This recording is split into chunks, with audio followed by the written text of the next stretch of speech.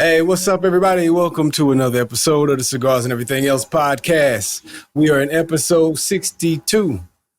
Yep, 62. D. Yeah. I don't know if 61 got posted, and I don't know if it's going to get posted. But y'all, if you're paying attention, we're in 62. You know what I mean? Yeah, we in 62. Yeah. Guess what? We got somebody. We got somebody for 62. Actually, we got a couple of people for 62. All right, so we basketball guys. This one might be a throwback, might bring some nostalgia back to you. I don't know. It might not. Who knows? Maybe he's a scrub in somebody's eyes. I don't know. I can't call it. Could be mine. Scott Pollard. It was mine. Scott Pollard. He ran with 62 for a couple of teams. Scott Pollard. When I saw the name, I'm like, oh, it's a throwback day. But we all remember Scott Pollard. But then we got football. Football's on the way back.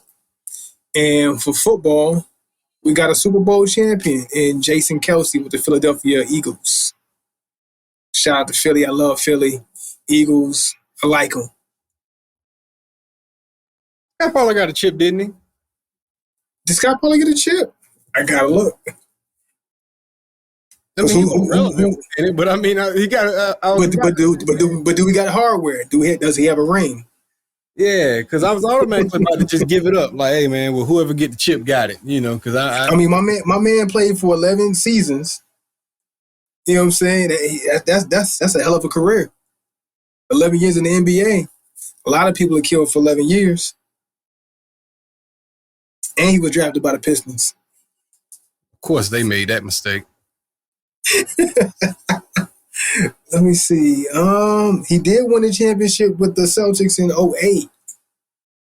And I think he was rocking 62 with the Celtics when he won it.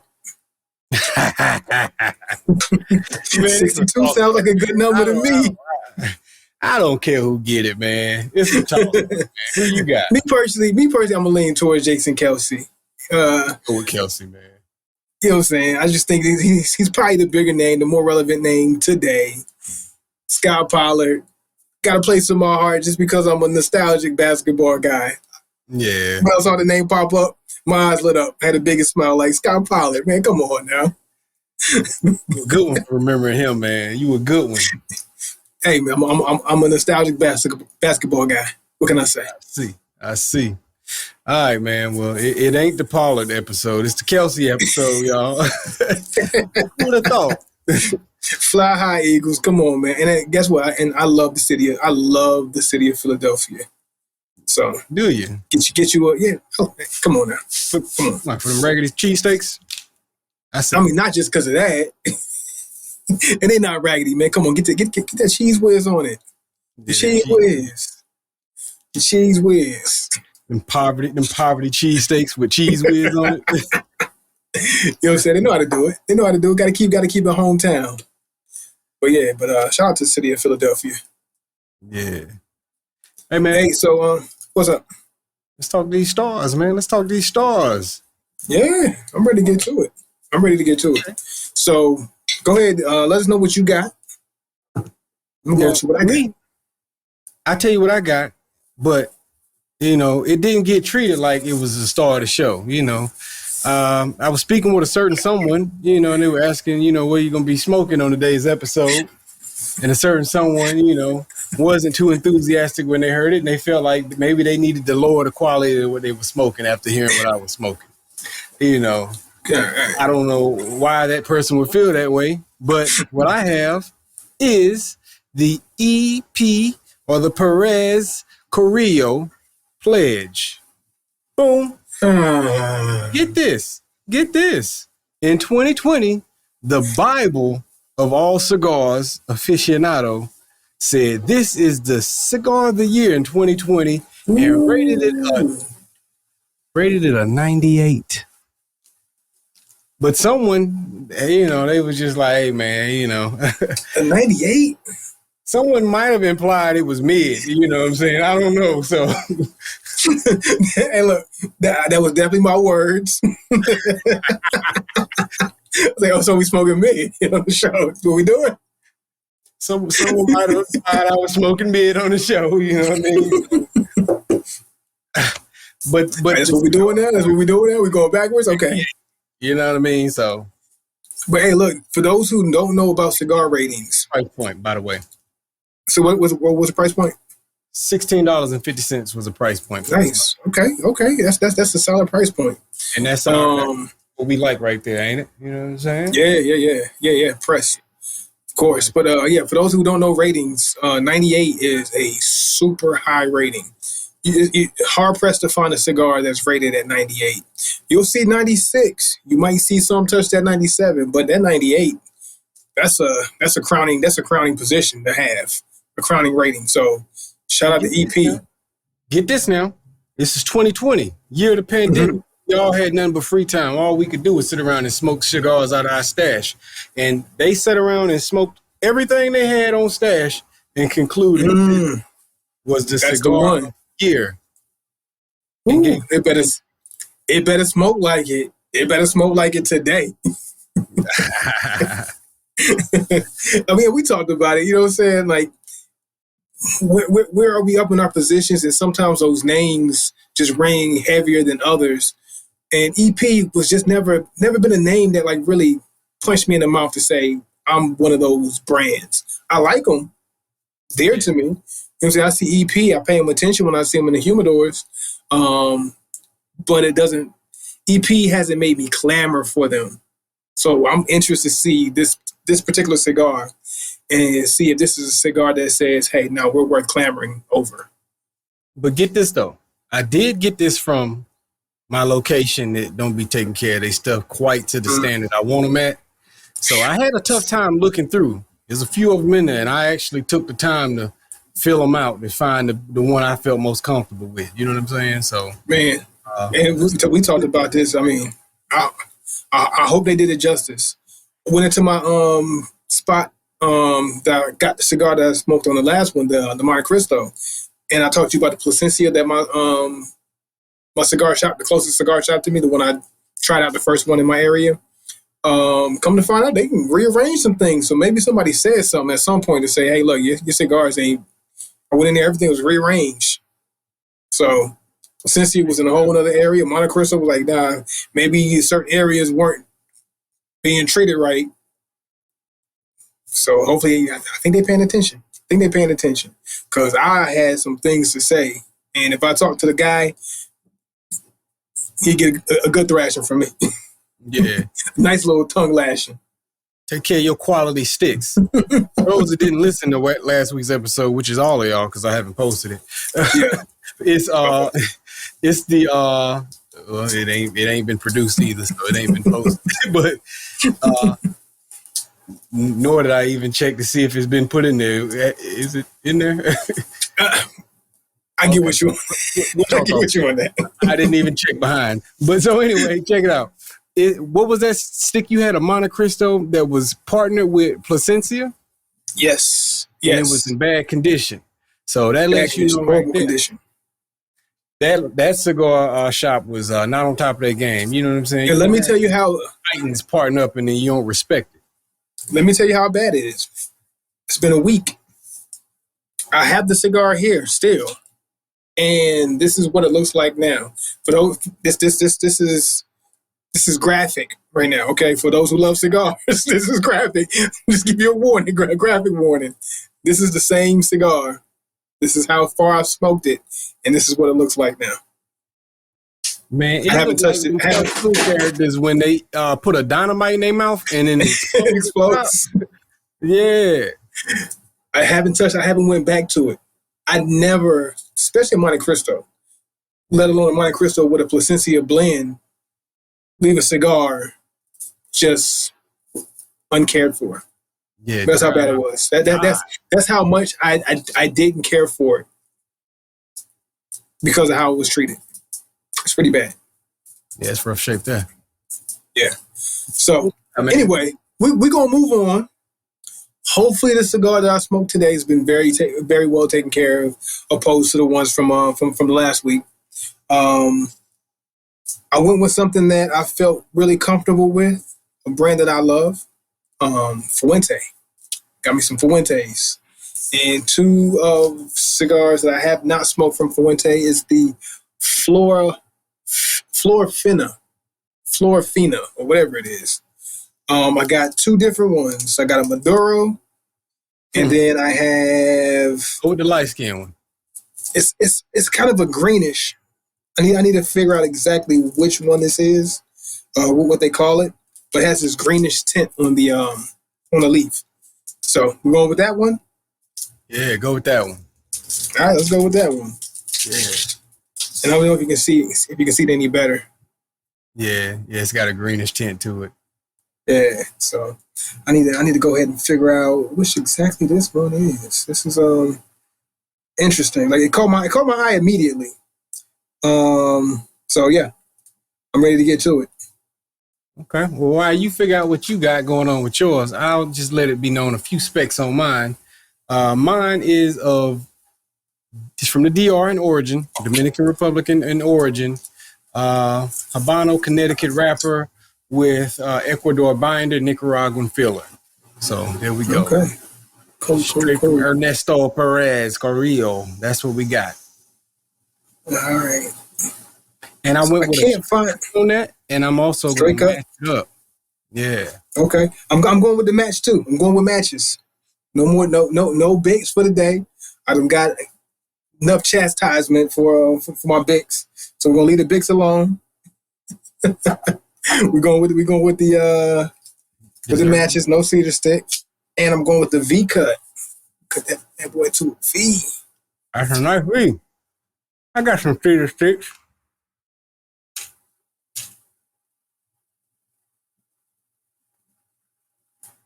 So Claro, is that what this one is particularly? So it's Dominican. Okay, Candela wrapper. That's what that green wrapper is there. For those that don't know, I know I definitely didn't know. As long as I've been smoking cigars, I probably should feel ashamed for not knowing. But binder Dominican, filler Dominican, origin Dominican. So Dominican through and through, which is something rare. I don't necessarily smoke Dominicans, pure Dominicans that much. Okay, I got some a fan going, so I'm gonna have to turn this fan off for the moment so I can actually get my cigar lit. Blow my match right.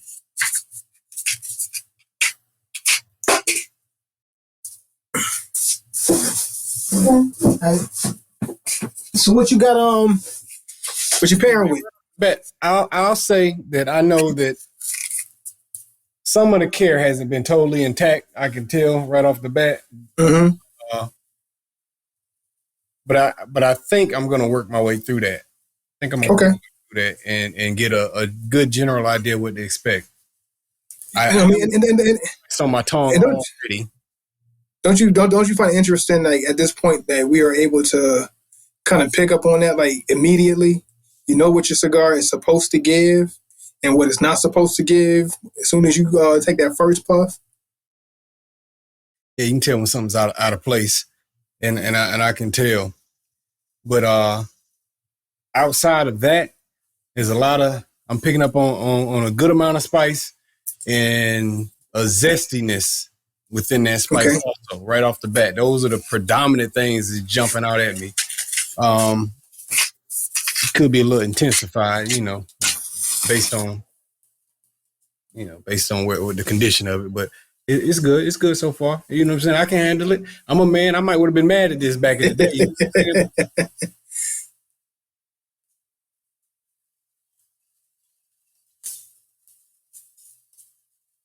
Ooh, I said I was a man. Is that okay to say?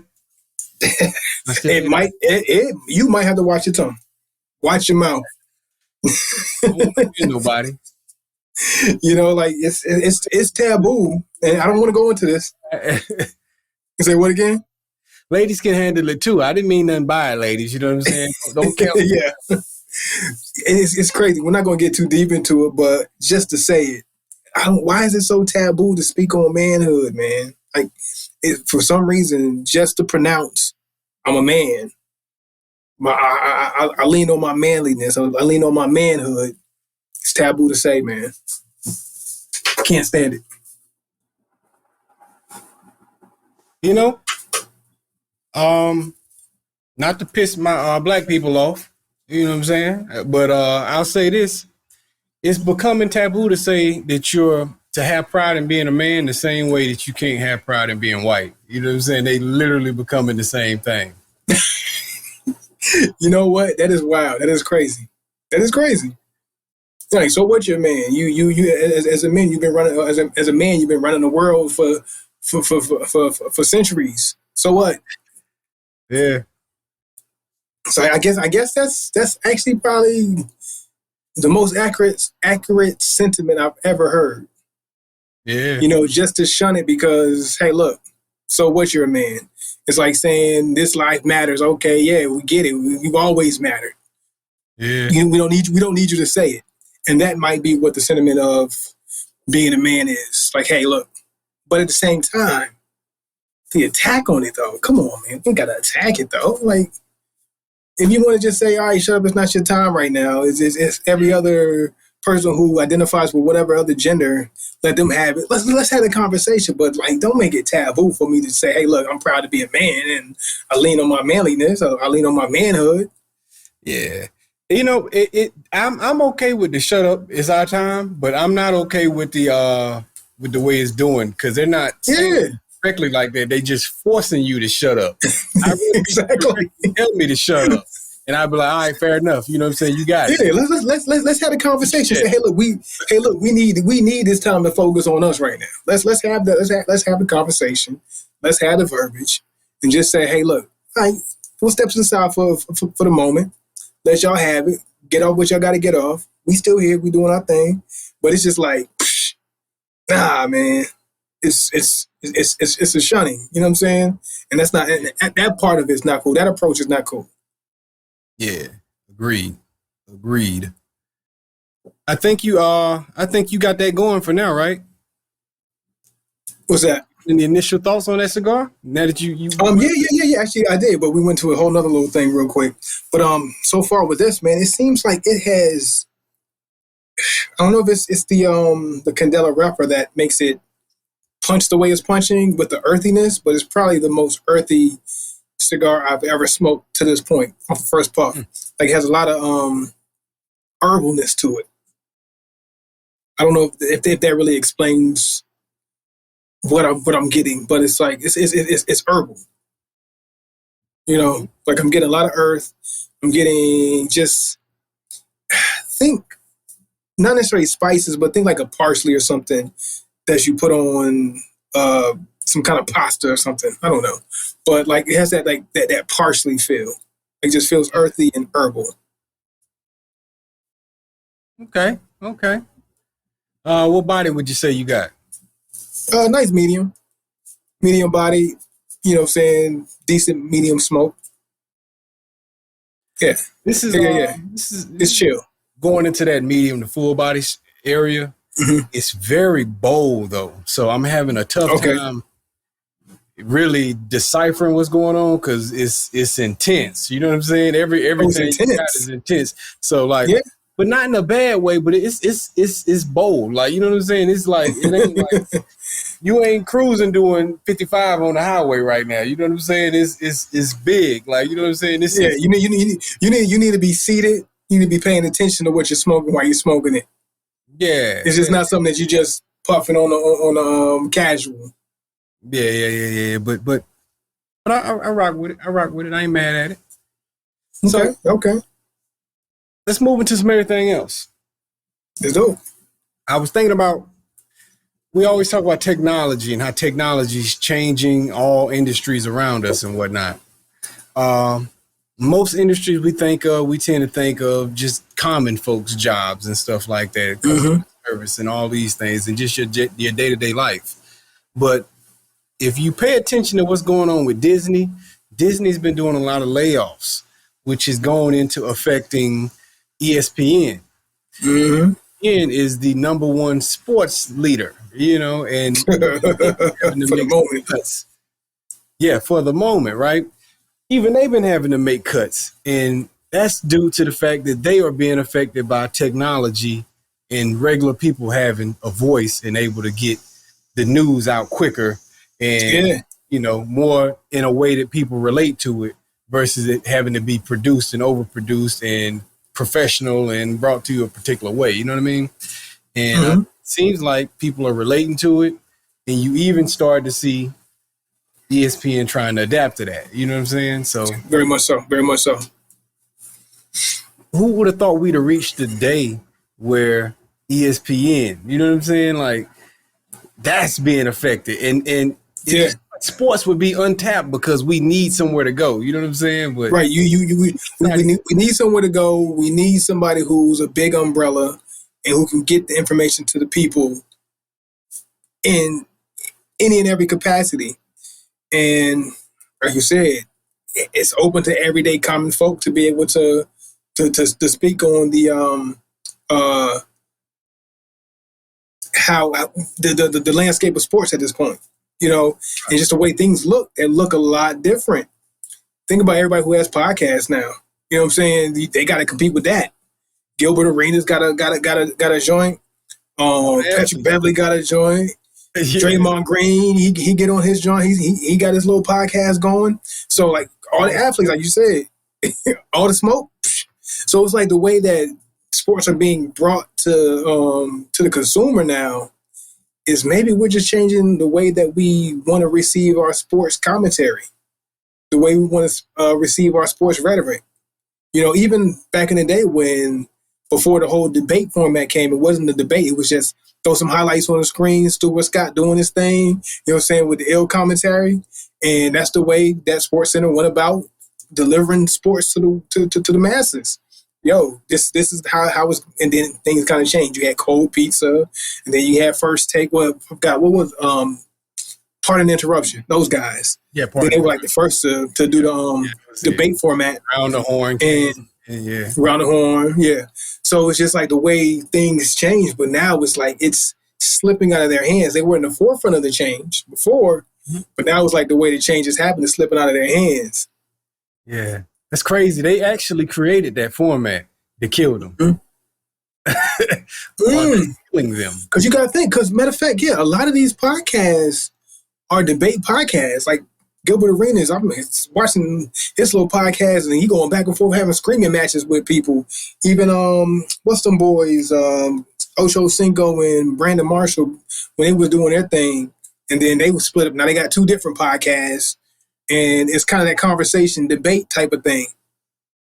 Right. Where everybody, I voice my opinion, you voice your opinion, we'll hash out the opinions. That is wild. The format they created is just destroying them.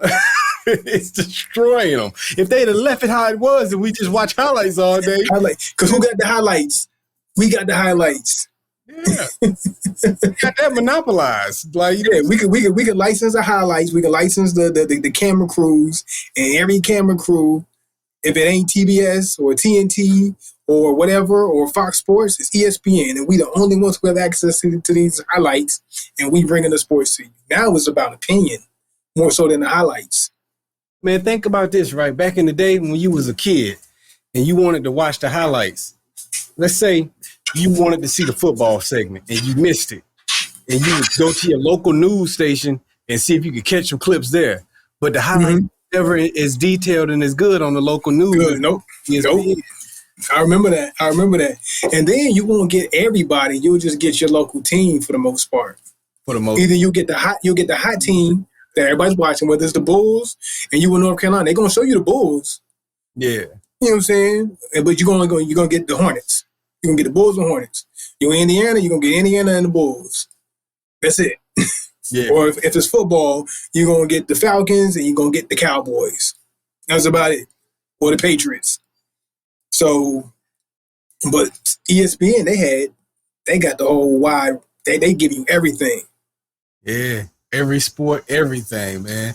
And I remember being a kid, not being like, "Dang, man, hurry up, get to the next sport. Hurry up, get to the next sport." Like, my bus coming in, we still on hockey. Hurry up! Like, yeah, man. I used to look forward to that, man. I'd be a little kid and they're sitting there. I used to in there like. I always been an Iverson kid since I found out. An Iverson fan since I found out about him. So I would be sitting there waiting on the Georgetown highlights and stuff before the bus stop. Yeah. the window like, please let me What's coming? slow this down. Like, and you know, college highlights is long because it's so big versus like NBA. Yeah, because you got to get those, especially if it's March Madness, you got to get through all those teams. Yeah, so yeah, man, different times, man. But they in trouble, man. They in trouble. I don't think they're gonna be able to keep up with it because all these other platforms are so real. You know what I'm saying? It's so uncut, filtered. You know what I'm saying? And you get your personality, insight, and personal interviews from the actual athletes, and they're comfortable in those interviews, able to be.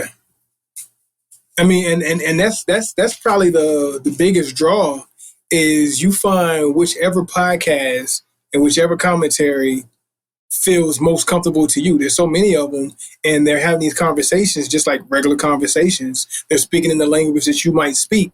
They're speaking in a manner that you might want to deliver. So everybody's delivering it in a different way that might pertain more to you than, and ESPN is cut at a certain point. They can only be as animated as this, or they can only say a certain amount of things. They can't say it the way that you might want to hear it, that you can relate to. So it's like they kind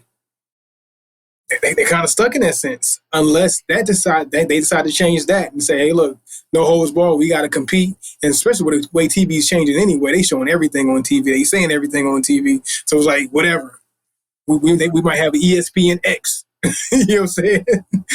HBO driven or whatever, you know what I mean? So they might jump into that realm because what they don't want to become is, I saw this post the other day that was just showing all these nostalgic companies that we remember from the 90s and 80s and early 2000s, the Kmarts and the Blockbusters and the Circuit Cities that's just closed down. And like, man, I remember these being a staple in my life. Like KB Toys, Toys R Us, that was a thing. We was doing that. We was, hey, look, you want to make me happy? You ain't even got to buy me a toy. Just let me walk down the Ninja Turtle section.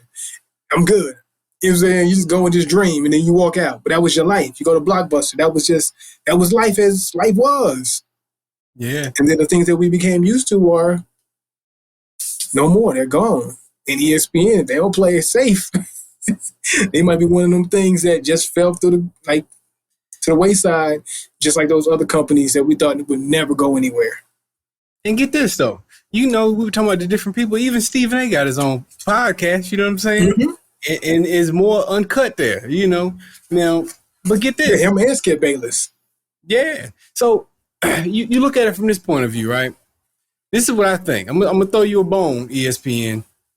And Disney ultimately is going to be the reason why they fail, because of who own them. You know what I'm saying? Mm-hmm. And no disrespect to Disney. Disney's a great brand.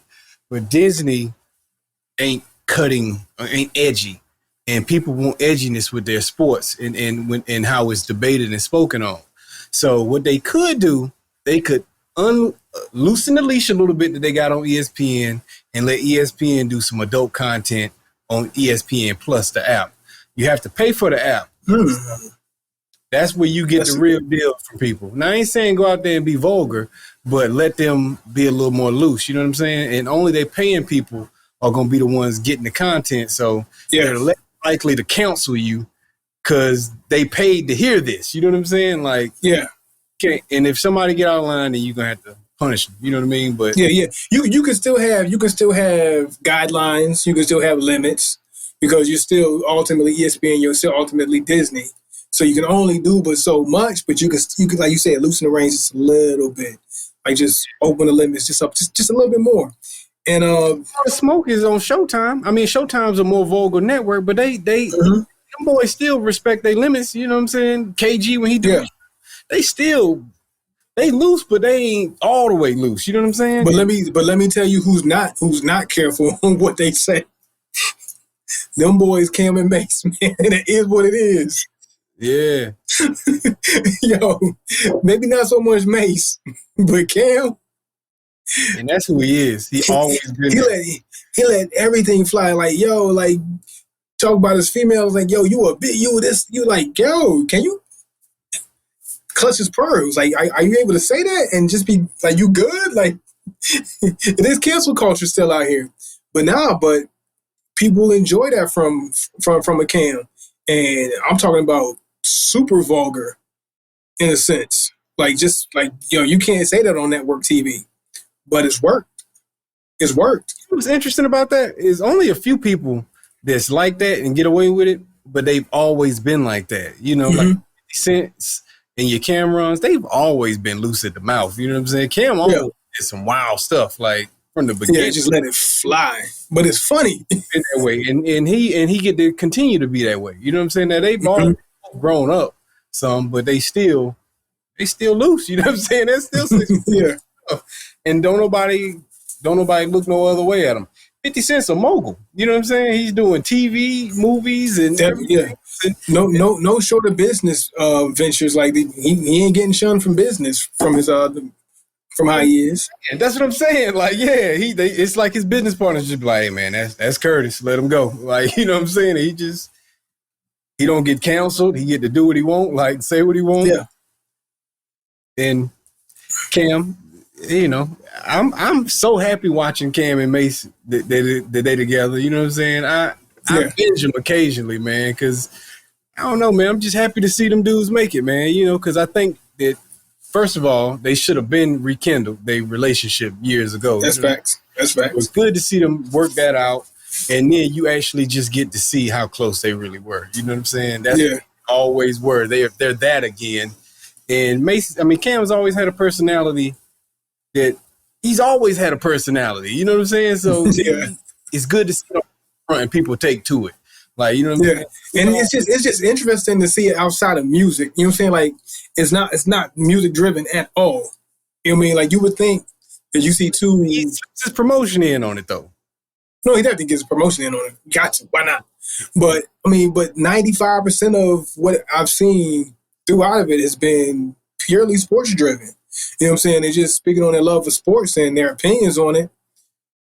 And it's the connection through music is not necessarily as heavy as I would have thought initially. You got Cam, you got Mace, two music artists. Why wouldn't it be?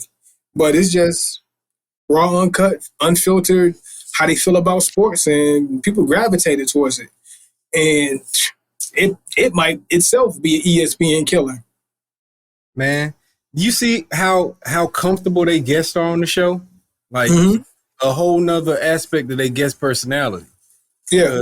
It's just like being in the neighborhood with them too. You know what I'm saying? Yeah, they might be up in suits, but they talk like, man, you know what I'm saying? And it's just fun watching all of them. You know what I'm saying? Watching how they interact with one another. They guests come on, they fall into their personality, they get into all the pauses and stuff, and everybody cussing freely, you know what I'm saying? And N-words flying and everything else, man. But it just is what it is. It is what it is. And guess what? The hotter they get, that style is gonna. It's gonna, yeah. You're gonna see more people emulate that, especially on like we talked about all these other podcasts that are out, like the Gilberts, and honestly, I feel like I've seen Gilbert escalate more in his podcast, like as far as like making his personality even bigger. Like, well, guess what? If they cool with that, guess what? I'm gonna just give it to you even more. I'm gonna be even more Gilbert, Patrick Beverly. I'm gonna be even more Patrick Beverly. You know what I'm saying? I'm going to say whatever now. And the more extreme it gets, the more unattractive ESPN and FS1 is going to look. Undisputed. It's going to look less and less attractive. But honestly, I still see like their formats have changed a little bit. Even with Skip going over to, I mean, not Skip, but Shannon going over to First Take, and Michael Irvin from First Set going over to, like, you got those big personalities. You know, before people like, yo, Stephen A. Smith, like, why is he always yelling? You're going to see a lot more of that. Matter of fact, I watched the first episode of Undisputed with Richard Sherman and all those guys all together now, and it was just a bunch of going back and forth. They just firing back and forth at each other. You know what I'm saying? The insults was going, talking about your game ain't this.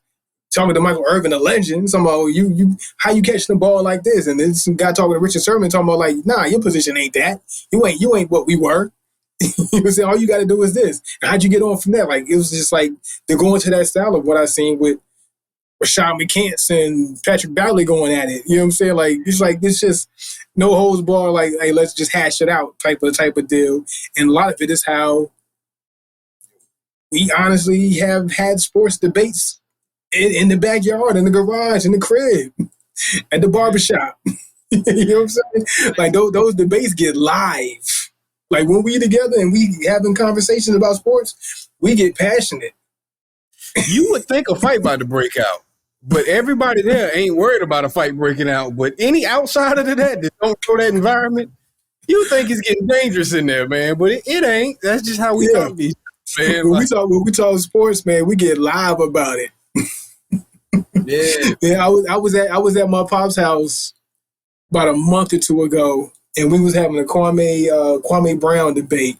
My dad, my oldest brother, and myself. And man, I don't want to see my dad get, you know what I'm saying, that loud all the time. But he was getting up there. So like, all right, well, let me give you my facts. You know what I'm saying? But that's how we debate sports, man. That's just how we do it. Yeah, that's definitely one of them things, man. That's not only that, it's a guy thing, you know what I'm saying? Like sit back and debate the stupidest stuff and go back and forth on it and get passionate about it. Like, I caught myself doing that with my wife earlier this week, and then she was like, she tried to check me on it, and I just was thinking to myself, why y'all boring sometimes, man. Y'all just can't even, in a world of hypotheticals, you can't live within it. You just like, all right, this is a conversation, man. You know, we have fun going back and forth on dumb stuff. You know what I'm saying? And yeah, because we realize it don't really matter. Yeah. But at the same time, I still want to prove my point. We care about it, man. Like, you know, care about stuff that don't matter. You know, but it is what it is. It's all in fun, man. Yeah. But like I said, like we might just see the avenue of sports commentary and the way that sports news and debates are brought to us based on how people are doing it just off of these podcasts, man. And the average everyday person, not even average, well, yeah, you can say the average everyday person plus the sports person themselves, you know what I'm saying, bringing sports to you. Who else better to get it from the sports person themselves? And they're doing it freely. Like before, you might get a Jalen Rose and you might get a Tim Legler coming to these sports. But then what they do is they transform Jalen Rose to a lesser degree because he still kind of had his own style. But you'll see they put on the suit, Chris Webber, you know, and they'll talk proper and bring the news to you the way that, you know, as I'm a newscaster into this preformed format. Yeah. No more are these former players taking off the uniform, putting on a suit and tie, and going into the commentary box, you know, just, you know, being as proper as they possibly can. You know, we're like, no, we can be ourselves and we can just talk how we experience sports and bring it to you just how we see it. You know who else probably helped that movement a little bit? Yeah. Is your Shaq, Chuck, and Kenny. You know what I'm saying? They probably but they had to keep it professional. But they gave a little glimpse into it, and it just kept ticking up. They did. They did. Because like they were able to just still have their personality. They still suit and tied. You know what I'm saying? They still had their formalities, but then every now and then, now Chuck, he gonna say his opinion. He gonna say how he feel and be unapologetic about it. Right. Yeah, I said it about the women in San Antonio. No, I'm not apologizing. Yeah. And he was right. He shouldn't have to apologize about them San Antonio women. I'm not apologizing. Right. And he is. I'm just messing around. Inside joke, he know, man. You know what I'm saying, bro? Yeah. Hey, but check it out, man. It is what it is. Getting that big fat contract they just got. Mm-hmm. That big fat contract. I know earlier I said if that style pops off, that style is without a doubt gonna pop off, man. It is popped off because you don't sign a check like that if the style ain't popped off. Yeah, it's here. It's here. Now the only question is what long-term effect is it going to have on your more formal stations like an ESPN? What is the long-term effect? Is this a phase going to come and pass? And your ESPN format is the one that's here to stay, or are we boarding up the doors on ESPN and saying, "Nah, this ain't the way we want it no more"? Because everything's changed, or do they adjust? Like the music industry had to adjust to the way music's being brought to people. to get back that control. Okay, we're not making money, but now we can try to figure out a way to navigate within the streaming world and maximize the money we can make. The companies speaking on, not so much the artists, because they still need to change how the artists are getting paid. But the companies found a way to say, no, we're going to find a way to make revenue off the way things are being done now. ESPN still has that chance. But are you going to be BlackBerry or are you going to be Apple? I see Mace and Cam actually making fun of ESPN because they said they were copying their style with the cap session and the cap session on the show, like segment of the show and stuff like that. And it's just like, I didn't see that part. Yeah, trying. Dang, they trying. You know what I'm saying? And it's just kind of like you can't replicate it with something that's inauthentic. You have to actually bring something authentic. It has to be those guys' personalities. You can't say, "Oh, I seen Cameron do that's hot," with how they doing it. They getting a lot of attention. You got to do it the way they doing it. And if it's not the people's personalities that you've hired on, which could be the course for the layoffs, to say, no, we need to get some new fresh talent in here, some new fresh perspective. Let's hire in people who can bring it to us that way. Maybe that could have been the reason, but they let go of Jalen Rose. So they let go of Jalen Rose. That was the wrong move. If that's the angle they were taking. He should have been on the forefront. Him, your Stephen A. Smith, your Shannon Sharp now, Michael Irvin even. Those should have been like your staples and say, okay, your OGs, but then we're gonna bring some new talent in that has that already in them authentically. And build it around that. But I don't know. Maybe that's not the aim because they wouldn't let go of Jalen Rose if that was the case. Because Jalen Rose, he was probably one of the first ones on ESPN to, no, I'm going to just say what I got to say, regardless of what's what. He was. And that's how he got on ESPN. With him and Jacoby's podcast. Him just saying interesting stuff. You know what I'm saying? He made himself hot independently. Then he got the deal. You know what I mean? Like, and it was that one time he went back and forth with Skip Bayless. You know what I'm saying? So, but I'm gonna tell you this: arguing is an aspect of it, but you don't have to argue. Sometimes you just got to be charismatic enough. Cam and Mace don't do a ton of arguing with one another. You know what I'm saying? No, like they had their debates, but it's really actually it's that camaraderie. I'm gonna say they actually agree more than they don't agree. Yeah. To me, like from the episodes I've seen, they agree more than they don't agree. And I think these other shows made it seem like every take and every topic that we talk about, it has to be in opposition. And I don't think to make entertainment TV, does it have to be in opposition? Either you're LeBron or you're MJ. Either you're this team or you're that team. Yeah. No, you can still have interesting conversation, drawing conversation, and then still agree without it always having to be a debate. It's just we can have a conversation and make it an interesting conversation. Most definitely. And see, I think even that's part of ESPN having that produced old school mentality of, okay, in order for us not to look like we're pushing an agenda or pushing a particular narrative, we have to have two opposing point of views. Everybody's got to go back and forth on it. Got to be an antagonist and a protagonist. Yeah, you know what I'm saying? It will get into a weird place where you start looking like you pushing narratives and stuff if everybody agrees too much. But if that's just what happens, it's just what happens. You know what I'm saying? It ain't got to be manufactured debates. Yeah. You know? Yeah. And eventually your audience will pick up on it and they'll get over. Let me ask you this. Let me ask you this question. Since now you just brought that to my attention. Going back to Gilbert Arenas' podcast. Do you feel like his positions on things are truly his positions on things, or you just saying things just to be outlandish, to say something, like knowing that people aren't going to agree with that, just to say it, just to spark something? Because that comes off as inauthentic. I was watching one of his podcasts. I was having that feeling like, I don't think there's no way you really believe that. It can't be. Unless he's doing what we said he was probably trying to do, is downgrade some other people just so he can up his stature, so he can hold on to, like, yo, no, I'm Gilbert Arenas. I got to down some of these legends and up this guy just so I can still have my narrative that, you know what I'm saying, to keep myself in the conversation of things. I think it's a little bit of all of it. I think some of it he believes in. I think some of it is being outlandish. And I think some of it is to build himself up.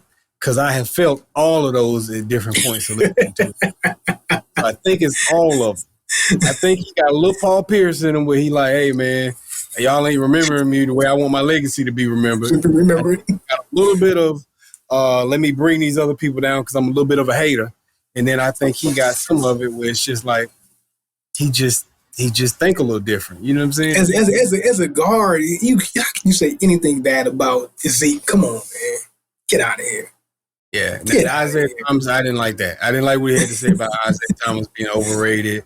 And I didn't think his argument added up. You know what I mean? So because you can't say that man's overrated because for one, he's not held in the highest regard out of all the basketball players, but he's held in a solid regard.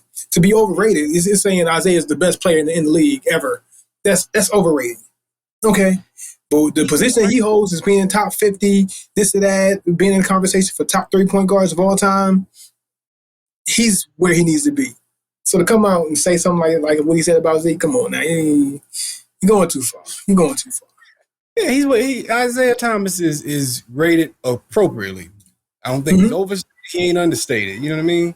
Like, so you look at it from the point of view of he's considered, like you said, it's an argument for top 3, but everybody don't always throw him in the top 3. You know what I'm saying? Like, but he's definitely a top 5 point guard. You know what I mean? Like, but with all factors included, first of all, he got the chips and he was the reason for the chips. So let's not ignore that. That means something because John Stockton, I don't care how great of a point guard you think he is, he ain't got no chips. You know what I mean? Like, and you can't use Michael Jordan as the fact that he couldn't overcome Michael Jordan because guess who did? See, you know what I mean? Like Chris Paul, I think he's one of the greatest point guards I ever seen, but he falls in that John Stockton conversation. He ain't got no chips. Got no chip. Yeah, I can't put you over a guy who was also one of the greatest point guards I ever seen, but he got chips and he was the leader. And on the Chris Paul argument, and even on the Jason Kidd argument, I think Jason Kidd has a chip though, right? Jason Kidd got a chip eventually. He got a chip, but not his number one option. But you can't say it's a talent thing because Paul Pierce, you've had talent on your teams. Stockton, you've had talent on your teams. As much as I hated that talent, you still had talent on your teams. Yeah, definitely. So it ain't even that. Like, you know what I'm saying? And Isaiah Thomas got his chips in a Magic Johnson, Larry Bird league. You know what I mean? Like he got them against the dynasties. You know what I'm saying? You had to get past Jordan and Bird and then go head straight against the Lakers. Yeah. Who's had a tougher route to the championship than that? You had to beat your East Coast teams. You had to beat the Bulls. Granted, they were on the way up, but you had to get past the Celtics and then get past the Lakers. Yeah, you had to beat. I feel like this is venturing into Piston D-riding, and I don't want to do all that. You know no, I'm just saying. No. I'm just saying. It's just the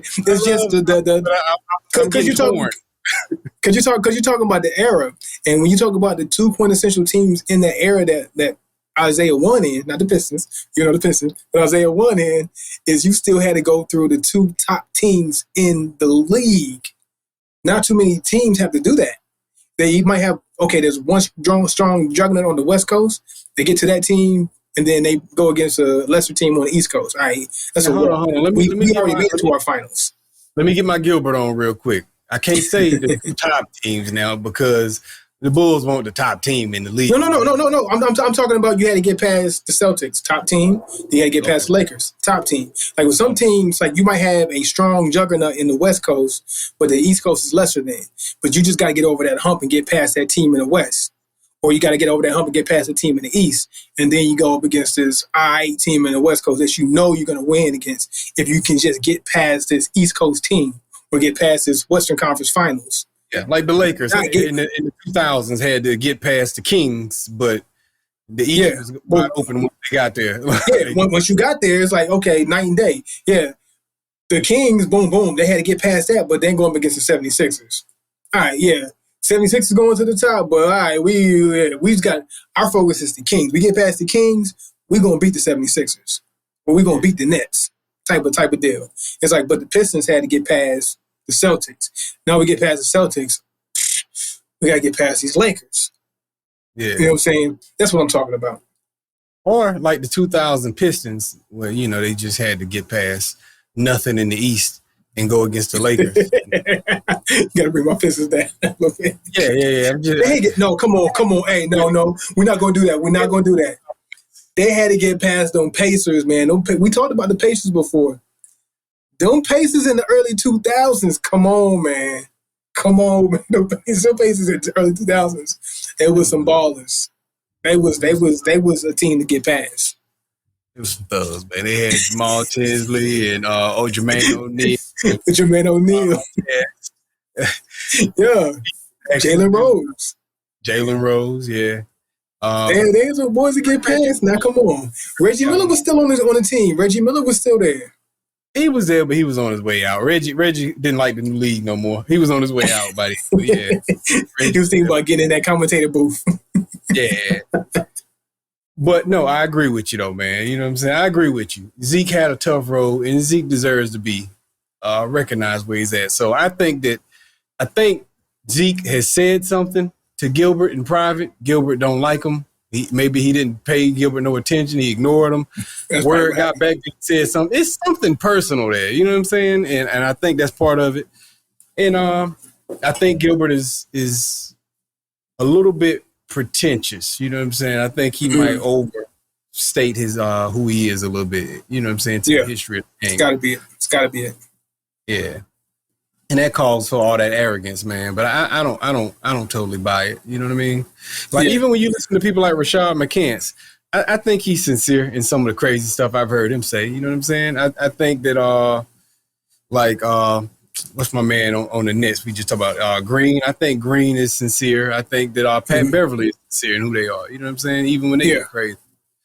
Gilbert is like you can't believe everything you saying, Gilbert. Ain't no way. Yeah, ain't no way. And I think even Gilbert does it different than Paul Pierce. Cause I think Paul Pierce is just naive. Like I think Paul believe that stuff he be saying. Paul just delulu. He's just delusional, man. Delusional, you know what I'm saying? But he believes. Because he become like because the thing about Paul Pierce that get me is his expressions when somebody like come against him, like, nah, man, Dwayne Wade was way better than you, bro. Man, looking like, nah, I can't believe you actually saying that. But you might be right. You don't get it.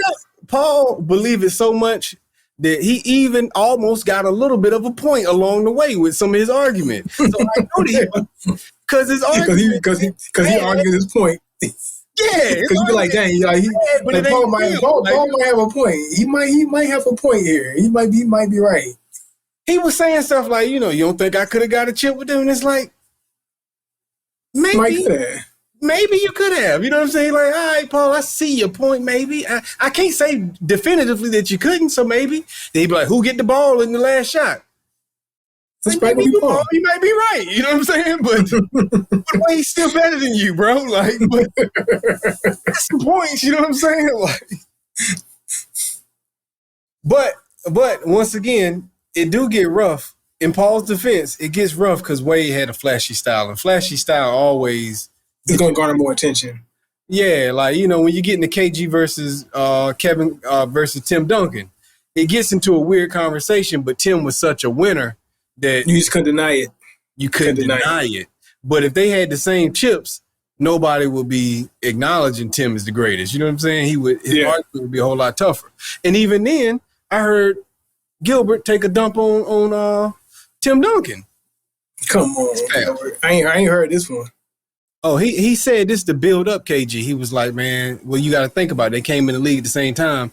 And he said that team was a team that went to the conference finals. Then they tanked the season after, got Duncan in the draft as the first pick, and then turned around and went to the finals and won with him his rookie year. So he was like, they were already a winning team that just tanked just to get a number one draft pick.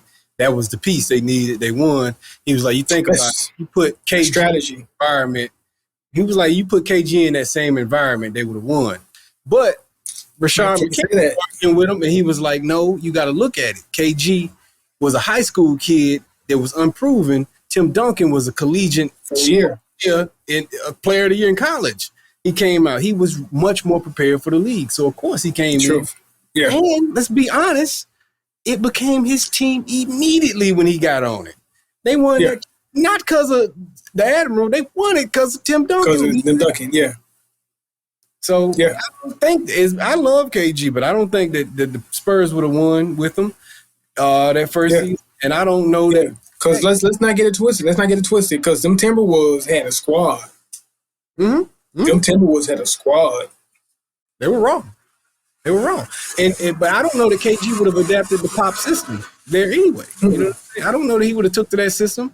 Like young KG, arrogant, cussing, talking mess and stuff. He needed that free system that he had with him and Stephon and how they ran the ball. Like now they played. Yeah. He was not going to adapt to that structure. I don't think so. Don't think so. Yeah. His career when he got especially not without going through college, he wouldn't have. Tim Duncan was tailor made for that system.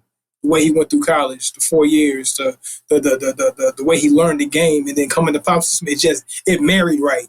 And you can't take a dump on Tim just because he was prepared for that system. It just married right.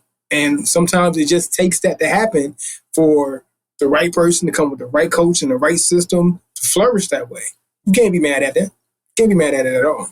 I've heard Steven Jackson make the argument. He was like, man, when I played for the Spurs, he was like how he would cuss out his coaches and stuff. He said he heard Pop fussing out Tim Duncan, and that's the leader. He was like, well, damn, if Tim take it, I got to take it. I can't. How am I going to say something? You know what I'm saying? Yeah. And KG wouldn't have been like that. He wouldn't have been like that. So it took Tim's personality to make the team follow that personality also. Yeah. Right? You know what I'm saying? To make it work. Strong coach, a coachable leader who now made everybody under him have to be coachable. So now we all fall in line, and we like the military out here. You know what I'm saying? We run it like it's supposed to be. It just wouldn't have happened, man. But I think that a lot of that goes to Gilbert looking to be controversial. It should be a very simple argument. Tim is the greatest. There is no argument. I think for most basketball lovers, enthusiasts, or whatever, we've all recognized the greatness and the prowess of KG. But I don't think anybody who knows the game of basketball is going to say KG is over Tim Duncan in that sense. Maybe out of athleticism, we can say, KG was more athletic, more fiery, more this, more that. He might have had a better skill set in a different kind of way. You might be able to argue that. But to say the better overall player and who was the better NBA player, not the better street ball player or the better player at the park, come on, NBA player in the NBA system, the way the NBA plays ball, Tim Duncan easily better than KG. Now more athletic. Just a better player in the NBA. That's it. At what spot? That's it. You know what I'm saying? That's how I see it. And it ain't many guys in the league that was better than KG, but Tim Duncan was one of them. Like, you know what I'm saying? Yeah, you gotta take that step back. It's just okay. Look, when we talked about on the episode before, we get nitpicky now. You're already one of the best because you're a champion. You're a dog. You got skills. You can play. We know that. But now we're chipping away at, you know what I'm saying, low. And when we got to edge one out over another, this is what we're doing. We talk about the Zekes, we talk about the Steph Currys, we talk about the Magics. You got to go into those little nuances now. And that's the dividing factor. We ain't saying that KG can't ball. And nobody denying that. The greatest power forwards of all time. All time. Just have to play against the greatest. You know what I'm saying? Which is a question I asked too. What is the problem? I know we got to close the episode soon, but what is the problem of people having a debate about people in the top of the top? We're debating the top of the top. Like it's we talk about a very small class. LeBron. He said LeBron's manager came to him and was mad. He was like, bro, I just said Jordan's the only person over him. He was like, what's wrong with being number 2? That ain't disrespectful. And the guy was like, yes, it is. He's like, all right, we can't talk, bro. How's that disrespectful? Yeah. Like, I'm saying you're the second best player ever. That's disrespectful. I'm saying you're like top 3 best power forwards in the history of basketball. That's disrespectful. Because I'm not saying you're not the number one. Yeah. Yeah. I mean, and really, he got a strong argument to be the top three. I don't know right off the top of my head without thinking. Without thinking, I'll just say he's top five because I can comfortably say that. But yeah, top of head, Barkley, KG, Tim Duncan, Dirk, and give me one more. I don't know. That's probably it. Just shit off the top of my head. That's not even debating anything or breaking things down, but that's right off here, yeah. That's at least four right there. That's four. Yeah. 4 out of 5. I was able to give you boom like that. Yeah. And KG's one of them. There you go. I can't even think of another one because it's one of those positions. It's like the 2-guard position. You know what I'm saying? It just won a lot of great 2 guards in the league. You know what I'm saying? Mm-hmm. A lot of great centers, a lot of great point guards, a lot of great small forwards, I guess you could say, you know, because a lot of people came through those positions. But the 2-guard position and that 4, the 2 and the 4, it get a little shaky, you know what I'm saying, historically, when you go back. You know, now we got more guards than ever because there's so many hybrid players, you know what I'm saying? Yeah. Because your big man looking like a shooting guard now. You know what I'm saying? Yeah. Your 6'11's a 3. How's your 6'11 a 3? That makes no sense. In whose world? A 3, you know what I'm saying? He's like 6'11. Yeah. You're a 3. That's crazy. Yeah. So it's different now because there's so many hybrids that after about 2012, you stop keeping track of the greatest positions now. You know. Yeah, I mean because like we talked about before, it's positionless basketball now. Yeah. Like it's even hard to take a point guard in this era and compare them like they've been doing in the Steph. Steph's of this era point guard. His point guard, the way he point guards is not the point guard that Oscar Robertson point guarded at. It's just not, or Stockton point guarded at. It just looks different. Yeah. Hey, it's an interesting conversation, man. But it's time to review these sticks. Yeah, man. I'm ready to do it. I'll go first. Because I want to hear yours last. We got EP. We got a lot of factors on this EP that I'm curious about. So my Fuente, the Florfina 858. What did I call this rapper? Candela rapper, I believe. Nice, very herbal, very earthy, very mild, smooth smoke, only like Fuente could do. So we still stayed in that Fuente class and gave you what Fuente loves to give you, but just different. So this is my thing for Fuente. When we spoke about Fuente does what Fuente does, and they do it very well. And if you want to even kill, like go-to brand that you know is going to just deliver what it's going to deliver, and you want to step outside of that just a little bit, just a touch, that Florfina 858 Candela wrapper specifically is going to give you that difference that you're looking for in that Fuente family. So it's just a small departure from what Fuente usually does, but still good and still does it the way that Fuente does it. Like I said, earthy notes, nothing more than that earthy herbal feeling from front to end, pretty much even killed throughout the smoke. And I believe I got it to about the tail end of the second third. So still solid stick. I'm not going to rate it a 4, only because my palate wasn't prepared for the difference in the Fuente, even though it should have been, because I already knew it was going to be a little bit different. I'm going to rate this stick a solid 3.8. 3.8. Man, I wish I had my words prepared to give a good description of this particular stick. This is the EP Carillo Pledge. This was rated a 98 by Cigar Aficionado in the Cigar of 2020. For me, very early on, this started out very, like I described it, bold. It was a lot of intense flavors coming all out at one time. You know, it was a lot of spice on the very beginning of this stick. I picked up on some pepper. I picked up on just a zestiness about it, very intense. At a point that as I was beginning to get through the first third and going into the second third, I picked up on some licorice on it. Then as it continued to progress, it was some earthiness, and it was even a little bit of leather in there. Some of the boldness went away. The zest and the spice transitioned into more of a black pepper. And then even then the spice transitioned again into another type of a spice, but more like a cinnamon type spice. It was some cedar notes on it. At points you notice some woodiness and some coffee notes on it at different points in time. It began to smooth out once we got into the third area here, and it got really smooth at that point in time. And it was just more of those earthy and cedar notes at this point in time where I'm at now. And it got real creamy. It moved into a creamy state. This cigar probably took me on the biggest ride I've been on in a cigar in all of my memory that I can think of right off the top of my head. Like I have never gone on a ride where it transitioned and took me through so many different notes and so many different stages, where the beginning to the final third where I'm in now ended up doing a 180.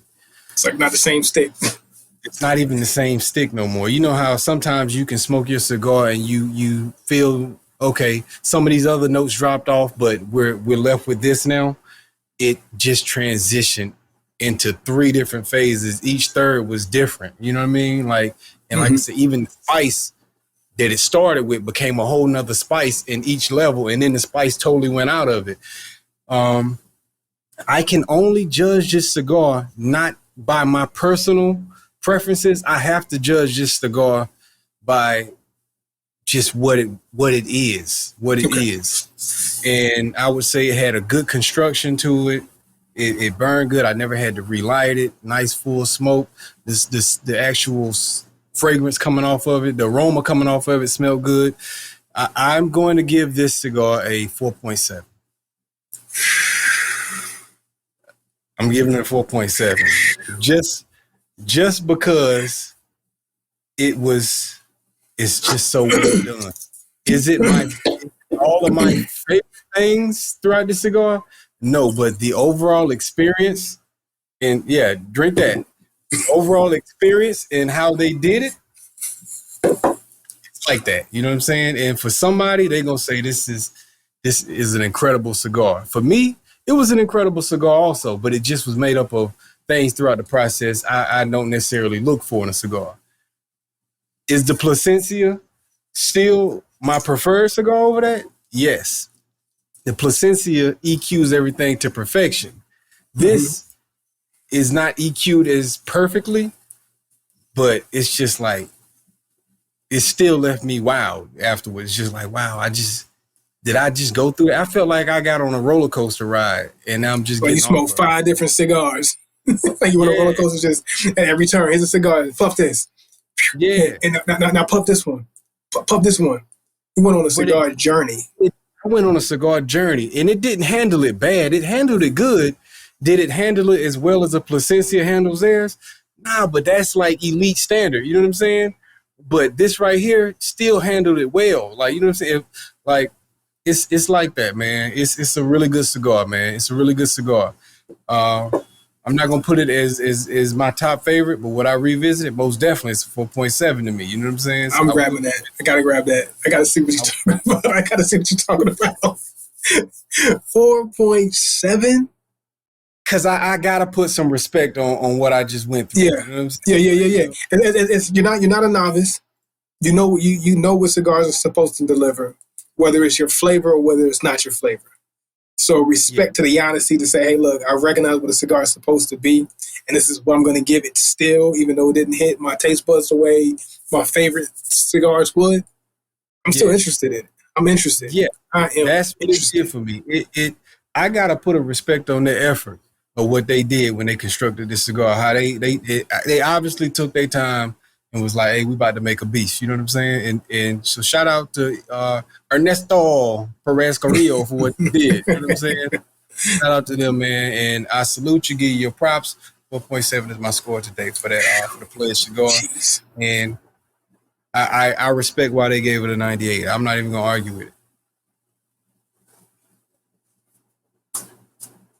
Yeah, the slow clap. I give it that. I give it that. Hey, look, that's good. That's good to be able to do a cigar like that, and it's not like your preferred flavors and still get respect. Okay, my bad, EP. When we say that from time to time, like, man, this is probably a great cigar for somebody. It just ain't for me. You know, this is my score. Yeah. Overcame it and made me say, all right, bro, let me respect this cigar. You know what I'm saying? Like, I got somewhere in the second, third, and I was like, it hit me. I said, let me respect this cigar. They doing some high level stuff right now. Let me respect it. You know what I'm saying? So, I like it. Yeah. Okay. Hey, y'all. That's episode 62. Y'all for tuning in this week to Cigars and everything else. Hey, y'all keep y'all sticks up high. And go check out this week's episode's sticks also. Yes, sir. Yeah. Yep.